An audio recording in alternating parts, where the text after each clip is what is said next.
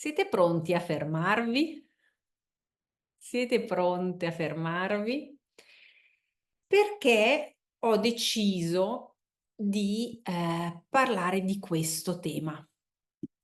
Perché ho deciso di parlare di quanto è importante fermarsi. In modo provocativo, anzi in modo provocatorio, il titolo di questa sera è Chi si ferma è perduto. Forse. Perché? Perché il vero cambiamento avviene quando ci arrendiamo, quando scegliamo di fermarci, perché nel fermarci entriamo nell'ascolto. In analisi transazionale c'è una spinta molto potente, che è la spinta dello sforzati, in cui il comando di fondo è: io sono amato se solo se faccio fatica, se solo se mi impegno. E questo è proprio un comando che moltissime persone hanno, perché è un comando culturale, è un comando sociale.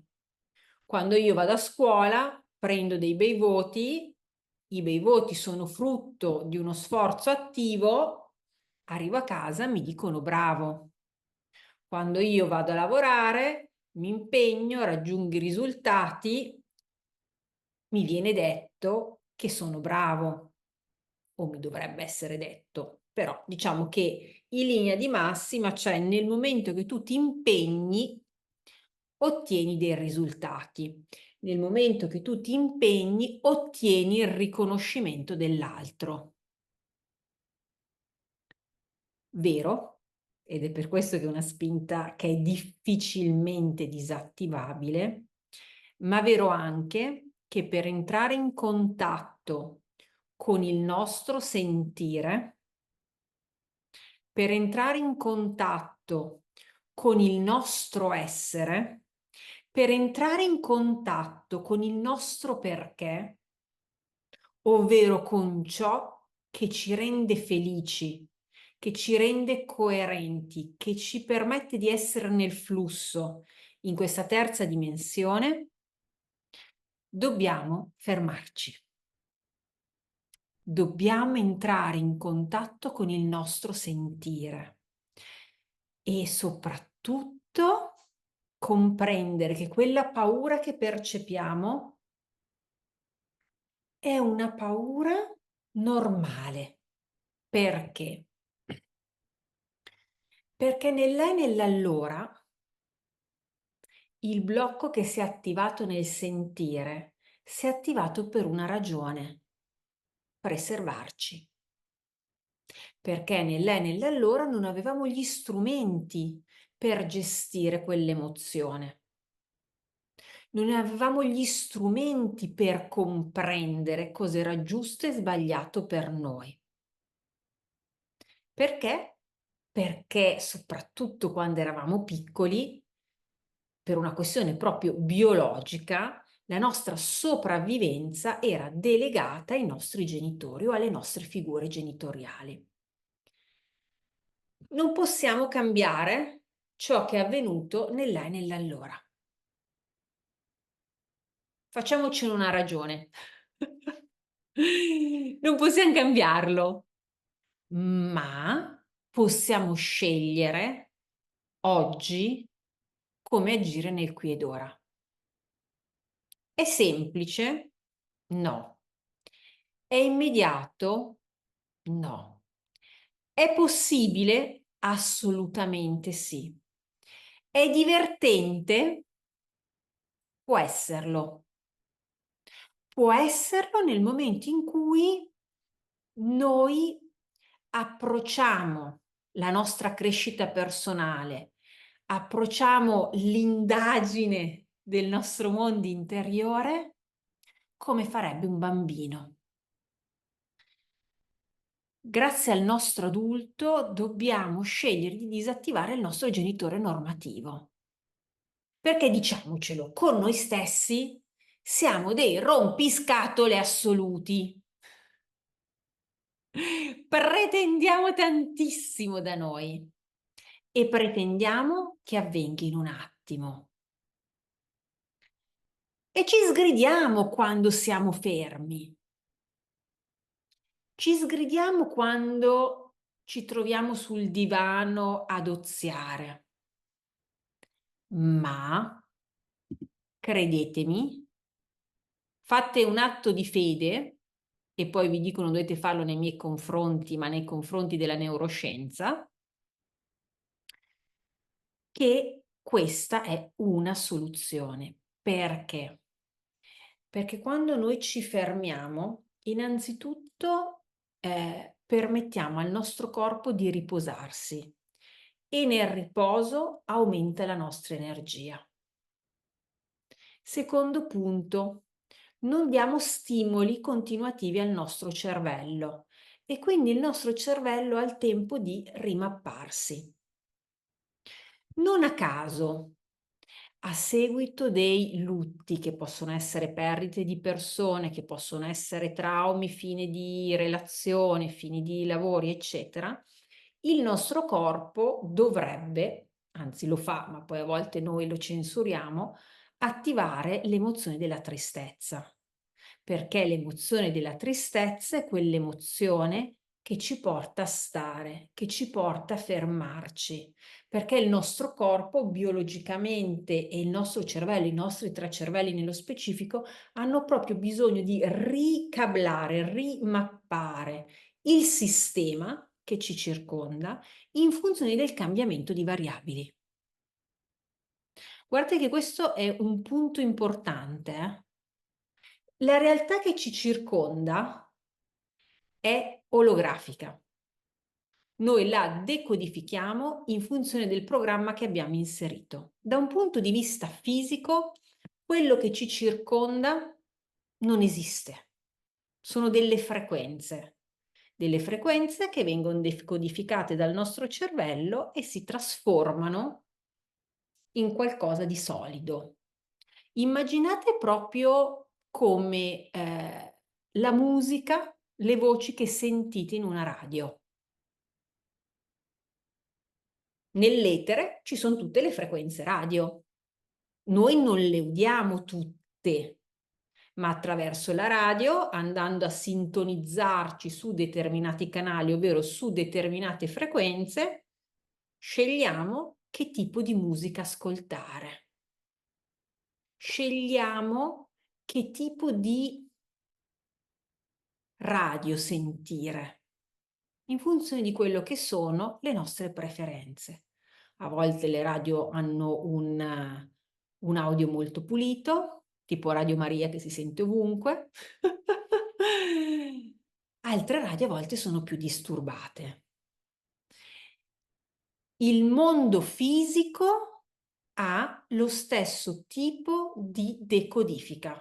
La radio è il nostro cervello che si sintonizza su determinate frequenze e fa quello che si dice collassare l'onda forma, permettendoci di vedere il libro, di vedere una stella. Ma perché? Perché all'interno del nostro sistema sono state inserite da generazioni e generazioni determinate informazioni, a volte anche da questa generazione. Faccio un esempio. Se noi facciamo vedere adesso a un teenager una musicassetta e lui non ne ha mai sentito parlare, lui magari ci può arrivare in modo intuitivo, se è un ragazzo o una ragazza molto intelligente, ma se no potrebbe dire: "Ma che cos'è sta roba?" Immaginate al contrario, immaginate che ne so, un floppy disk. Siamo all'inizio del 1800 e uno si trova un floppy disk sulla propria scrivania. Può dargli un significato? Ma soprattutto dovremmo chiederci: sarebbe in grado di vederlo? Probabilmente sì, perché è una forma nota. Ma quante cose noi non riusciamo a vedere, che magari esistono? C'è un video molto interessante, vi consiglio di cercarlo su YouTube, che viene spesso utilizzato nei corsi di formazione per far comprendere come funziona la mente, in cui praticamente ci sono queste 2 squadre, una con la maglia rossa, una con la maglia bianca, che si scambiano una palla e la richiesta che viene fatta alle persone in sala è quello di contare quanti passaggi di palla vengono fatti. Uno si concentra su quell'elemento, si arriva alla fine, ci sono le varie risposte giuste e sbagliate e poi si pone una domanda. Chi ha visto il gorilla nella stanza? E tutti dicono, quasi tutti dicono, ma quale gorilla? Solitamente chi l'ha visto è perché ha fatto l'esercizio la volta precedente. E non ci si rende conto che mentre le persone si scambiavano la palla è passato proprio un figurante vestito da gorilla e nel momento in cui viene posta l'attenzione allora lo si vede. Ed è la prima volta che vidi questo video, rimasi scioccata, perché era qualcosa di evidente nel momento in cui qualcuno ce l'aveva fatto vedere. Ma proprio evidente, cioè non è che era nell'angolo piccolino. E quindi mi ricordo che mi posi proprio questa domanda: ma quante sono le cose che io non vedo? Quante cose esistono in questa realtà che io non vedo semplicemente perché non pongo l'attenzione, magari non so nemmeno che esistono.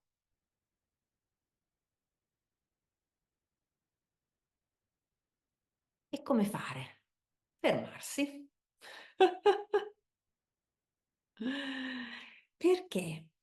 Perché quando siamo fermi iniziamo a entrare in contatto con il nostro sentire, con il nostro corpo e quindi iniziamo a percepire la realtà che ci circonda, non solo con gli occhi fisici, iniziamo proprio a percepire altre frequenze, ma tutto passa dal fermarsi. E ve lo dice una persona che fa fatichissima a fermarsi. E dato che conosco bene questo aspetto e anche il mio corpo conosce bene questo aspetto, quando ho i periodi che tiro, arrivo al punto che poi mi ammalo. Tanto che 2 settimane fa sono andata nella Foresta Nera per il mio regalo di compleanno di mio marito e ho fatto 4 giorni a letto con la febbre a 38. Nel momento che siamo partiti, la sensazione è stata: non sto benissimo. E dato che è una cosa che mi è già successa più volte, perché è proprio un meccanismo copionale, mio marito mi dice: "Guarda che se ti viene la febbre anche questa volta". No, no. Infatti mi è venuta la febbre. Cioè nel momento in cui il mio corpo ha capito che potevo fermarmi, ha detto: "Okay, bene, allora ti fermi per bene". Quindi ho fatto 4 giorni bellissimi a letto guardando la Foresta Nera dalla finestra. Sono stati interessanti. Però mi sono autorizzata proprio a, fermarmi. Ehm, un unico giorno in cui mi sembrava di stare un po' meglio, sono uscita la mattina, di pomeriggio ero cotta e quindi ho detto: "Okay, va bene, l'ho capita la lezione". Questo per dirvi anche cosa? Che il nostro corpo biologico caspita, è frutto di, migliaia di anni di evoluzione e quando non ci fermiamo noi, ci ferma lui e a volte ci ferma in un modo brutale. Anche perché, soprattutto negli ultimi, io direi 50, 60 anni, ma con un turbo negli ultimi 20, 30, viviamo in una società che continua a darci degli stimoli.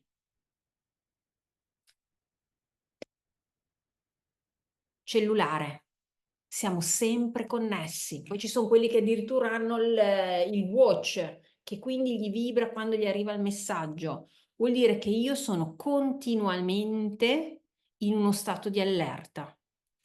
Tutte le frequenze di wifi, di cellulari che sono intorno a noi, son tutte frequenze che stimolano il nostro cervello. A volte mi capita di parlare, con i miei colleghi ingegneri. Una volta mi ricordo che feci una conversazione abbastanza accesa con un mio collega rispetto al 5G. Perché lui disse: ma cosa vuoi? Tutte queste cose son tutte cagate, va, va, va, va". Io gli posi una semplice domanda: è una frequenza? Sì. È una frequenza misurabile? Assolutamente sì, è una frequenza che trasporta informazioni. Il nostro cervello decodifica frequenze? Sì. Bene. Tu mi puoi dire che non sai quali sono le conseguenze e su questo punto possiamo sospendere il giudizio. Ma non mi puoi dire che non ci siano delle conseguenze. Non sappiamo quali, ma ci sono. Perché immaginate di essere in una stanza dove c'è un silenzio assoluto. Immaginate di essere in una stanza dove c'è un tamburo, dove c'è uno che suona musica classica, dove c'è uno che suona musica metal, dove c'è una persona che urla disperata, dove c'è una persona che piange, dove c'è una persona che ride. Andate fuori di testa. Solo che di quelle frequenze abbiamo una percezione, perché sono delle frequenze che sono udibili, ma il concetto è lo stesso. È anche il motivo per cui quando stiamo tanto in mezzo alle persone siamo molto più stanchi perché ogni persona ha una sua frequenza che interagisce con me. Le nostre forme pensiero, i nostri pensieri hanno una frequenza e la mia forma pensiero interagisce con le forme pensiero delle persone che sono nella stanza. E guardate che questa cosa non è più un'idea.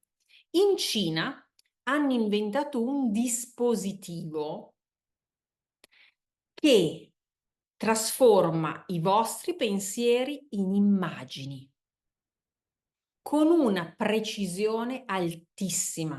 Vuol dire che io penso un gatto e il programma percepisce la frequenza del mio pensiero e sul monitor compare un gatto.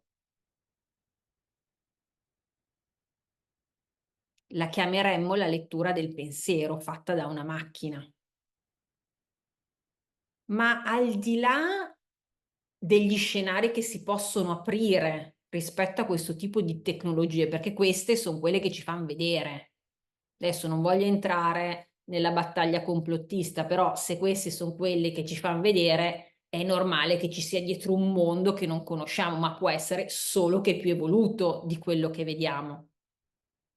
Quindi senza entrare nel dettaglio di cosa può accadere nel momento in cui qualcuno può leggerci nelle nostre menti, quindi chiudiamo la parentesi, mettiamoli nell'angolino e teniamocela come riflessione prima di andare a dormire. Comprendete che cosa possono fare delle frequenze esterne? Quanto stimolato è il nostro cervello e quanto ogni stimolazione deve essere decodificata e come ogni decodificazione richiede energia. E più volte abbiam detto che energia, consapevolezza e tempo sono le variabili chiavi per la nostra evoluzione, per il nostro manifestare, per il nostro creare. Quindi la domanda che ci dobbiamo porre sempre è: fatto salvo la consapevolezza, che la do, scontata. Ognuna delle persone che qua è qua perché sta lavorando nell'aumentare la propria consapevolezza, okay? Se no saremmo fuori a mangiarci un gelato che giorno è oggi? Il 16 luglio. ancor caldo che fa. La domanda prima che ci dobbiamo porre è: cosa devo fare io per aumentare la mia energia? Cosa devo fare per aumentare la mia energia? Ripeto, se non sono stata chiara. Cosa devo fare per aumentare la mia energia? 2 aspetti: devo comprendere ciò che mi assorbe la mia energia e quindi evitare l'assorbimento della mia energia, e devo comprendere ciò che aumenta la mia energia. Il riposo aumenta la nostra energia. Il riposo fatto in un ambiente potenziante aumenta la nostra energia. Quando io dormo in montagna, in una casa in montagna in Valsassina, il mio livello di riposo è di 10 volte migliore. Perché? Non ci sono rumori, non c'è luce. Cosa vuol dire? Vuol dire che il mio cervello non è stimolato. Perché se io dormo, ma c'è il traffico della macchina fuori, il vicino di sopra che si mette a urlare con la bambina alle 2 di notte, caso reale, non è il telefono di quello del piano di sotto che suona, e questo è tutto quello che è udibile, più i 52 wifi che sono nel palazzo. Vuol dire che son tutti stimoli per il nostro cervello. Io ho fatto un'esperienza pazzesca in questa, si chiama stanza di deprivazione sensoriale, che è di fatto è un cocoon in questo centro di Firenze, creato da questo ingegnere, diciamo così, centrato come me. Gli ingegneri son di 2 tipi, o rigidissimi o fuori di testa nelle loro creazioni. E in questa vasca di deprivazione sensoriale tu sei all'interno di questo cocoon, sei immerso in una soluzione salina che ti tiene a galla, quindi non hai la percezione della forza di gravità. Sei totalmente isolato dai rumori e sei totalmente isolato dalla luce. Di fatto il tuo cervello non ha stimoli fisici. Uh! Vi posso assicurare che i primi 10 minuti sono stati fortissimi.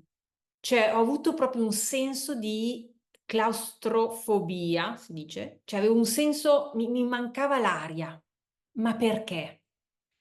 Perché il mio cervello era totalmente collegato con l'interno e quindi questa cosa mi ha mandato in uno stato di shock. Ho dovuto fare proprio un lavoro di respirazione per ricentrarmi. Ma poi dopo 1 ora dentro lì sono uscita che è come se avessi dormito una settimana di fila. Quindi ogni volta che scegliamo di riposarci, ogni volta che scegliamo di passare una giornata sul divano, a leggerci un libro o anche sulla sdraio a guardare il mare, a guardare un bosco, al posto che dire: "Ah, però sto oziando, potrei far qualcosa di più impegnativo", iniziamo a dirci: "Bravo, brava". Viene in mente mia nonna che lei d'estate si metteva sulla sua sedia, era lì e osservava il bosco, il prato. Quanto saremmo in grado noi di farlo? Quanto siamo capaci di rimanere seduti su una sedia, su una sdraio, mettiamoci anche comodi, per 1 ora, 2 ore, 3 ore a osservare la natura, senza prendere in mano sto aggeggio, senza pensare a quell'aggeggio. E ma se m'ha chiamato qualcuno e se m'è arrivato un messaggio? Poi ci mettiamo a fare le meditazioni. Non è paradossale? Poi acquistiamo corsi per imparare a meditare. Però 1 ora sulla sdraio a guardare l'infinito, facendo vagare i pensieri, non riusciamo a starci. Però fare la meditazione con l'audioguida e quindi l'idea di sentirci impegnati nel far qualcosa, allora quello ci impegniamo e lo facciamo. Già se ci chiedono di fare magari una meditazione zen in cui dobbiamo fissare la candela per mezz'ora, già lì diventa più sfidante.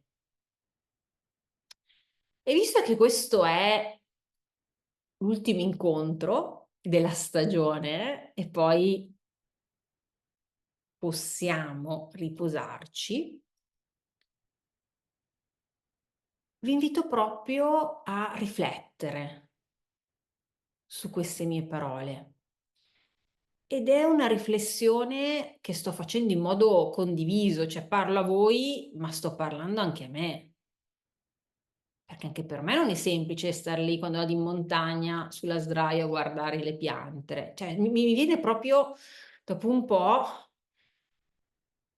dico, vabbè, ma cosa posso fare? E allora, compiti per le vacanze. Compiti per le vacanze. Prendiamo le nostre amate bars. Non faccio neanche il protocollo. Troppa fatica. Zero. Ci distrae.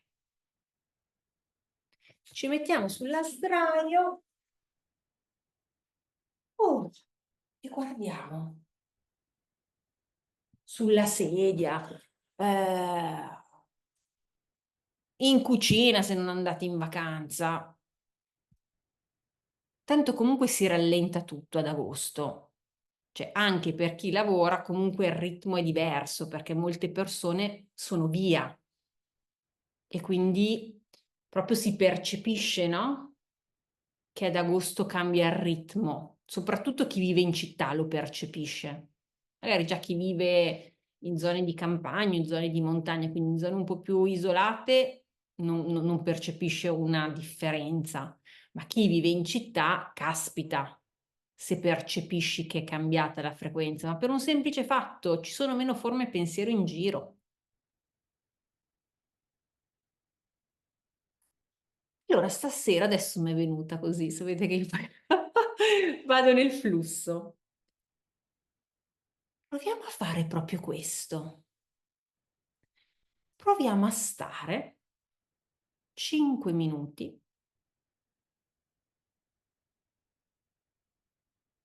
nell'ascolto. Quindi vi guido in una microcentratura iniziale e poi non parlo. 5 minuti, non 10, 15, 5. Il cronometro. Rimanete in ascolto di cosa succede. Rimanete in ascolto dei pensieri, delle sensazioni, delle emozioni.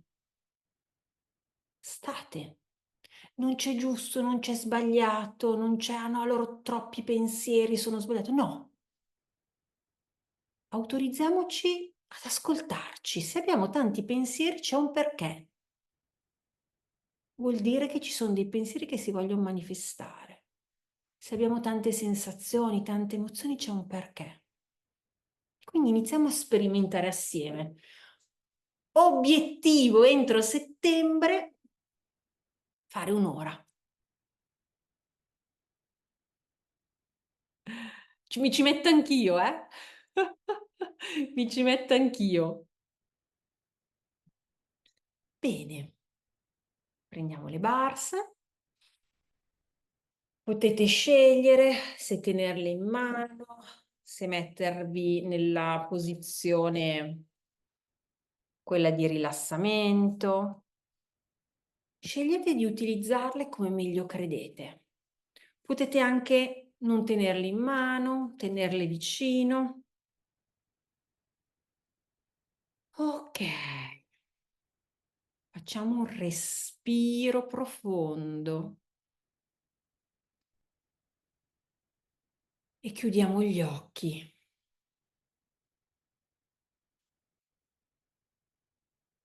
Entriamo in contatto con il nostro corpo, le nostre sensazioni, le nostre emozioni.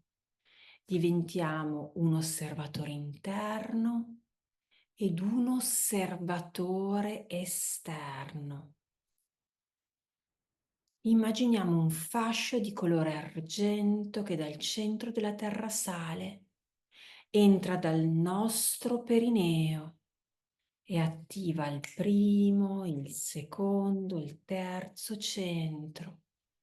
Fuoriesce dal fontanelle e si espande nel centro della galassia. E immaginiamo un fascio di colore oro brillante che entra dalla nostra fontanella e attiva il terzo, il secondo, il primo centro. Fuoriesce dal perineo e si espande nel centro della Terra. Prendiamo consapevolezza di essere un portale di collegamento cielo-terra, terra-cielo. E ora concentrandoci nel primo, nel secondo e nel terzo centro, ripetiamo io sono, io sento, io creo. 3, 6, 9, 9, 6, 3. Io mi autorizzo a restare in ascolto di me. Io mi autorizzo a stare.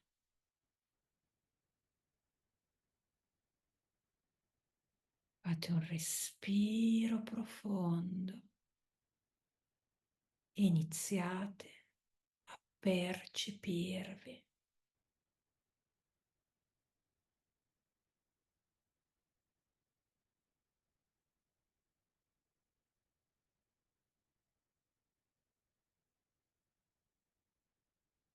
Scegliete cosa volete percepire, se il vostro corpo, i vostri pensieri, le vostre emozioni, le frequenze che vi circondano, i mondi sottili che vi circondano. Diventate degli esploratori. Buon viaggio.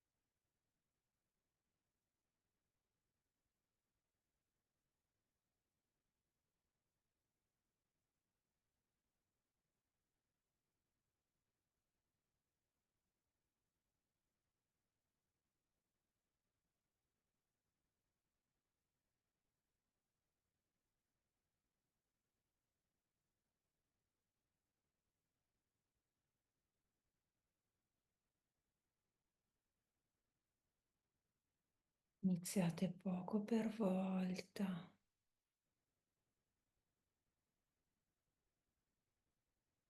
A tornare in contatto con il vostro corpo.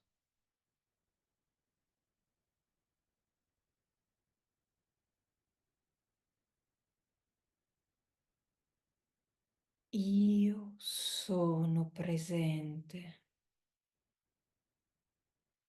Io sono presente in me.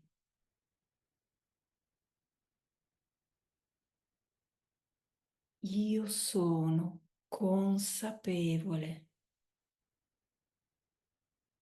del mio mondo interiore.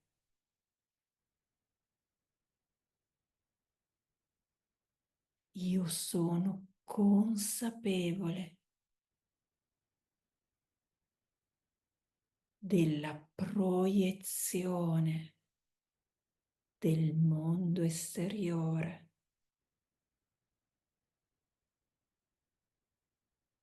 Io sono, io sento, io creo, io manifesto. Fate un respiro profondo e quando siete pronti, ognuno con i suoi tempi, al mio 3 e solo al mio 3, con la consapevolezza di ciò che siete, della magnificenza che è in voi, aprite gli occhi. 1, 2, 3.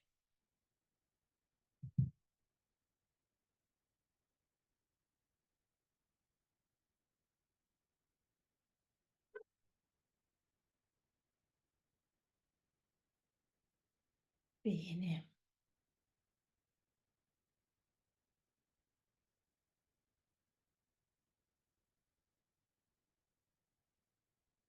Per qualcuno sarà stato semplice,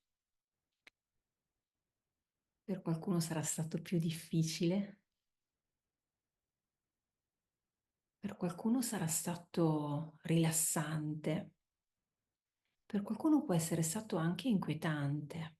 Perché quando entri in contatto con il tuo mondo, se non sei pronto, ti può destabilizzare. Una cosa è certa, che in noi ci sono meraviglie, solo che hanno messo dei guardiani, degli agenti Smith, che ci vogliono far credere il contrario. Mi ricordo che la prima volta che meditai, avevo 22 anni e mi trovai in questo centro dove faceva un centro Ananda Yoga. E mi ricordo che arrivai in questo centro e c'erano tutte le immagini dei maestri di Yogananda, Sri Yukteswar. E io dicevo, ma questi sono pazzi, cacchio è sta gente. E mi ricordo che meditammo per 15 minuti seduti sulla sedia. Io stavo impazzendo, non riuscivo a fermare i pensieri, cioè non ce la faceva stare ferma, non ce la fa... Mi sono detta, Madonna mia, ma questi qui come cacchio fanno? Si saranno fumati qualcosa. Quindi, e guardami adesso qui. È la meraviglia del preconcetto. È un preconcetto, cioè è pensare delle cose perché in questo modo pensiamo che riusciamo a controllare la realtà, ma poi alla fine con i preconcetti è la realtà che controlla noi. Bene, prima di passare la parola ai presenti e quindi disattivare la registrazione, io ringrazio anche chi ci segue in differita per questa stagione che è stata intensa. ci rivedremo a settembre. Come sempre ricordo il canale Telegram dove metto tutte le comunicazioni, perché in realtà gli iscritti al canale Telegram sono molto meno della metà di chi ha le bars, però mi rendo conto che Telegram non è usato tantissimo. Installatelo, tanto un'applicazione più, un'applicazione in meno non fa la differenza. Non fate i puristi, tanto chi non ha invece il cellulare controlli lo spam nelle mail. Quindi responsabilizziamoci nel rimanere attivi e interessati a ciò che accade. Quindi io vi ringrazio di cuore.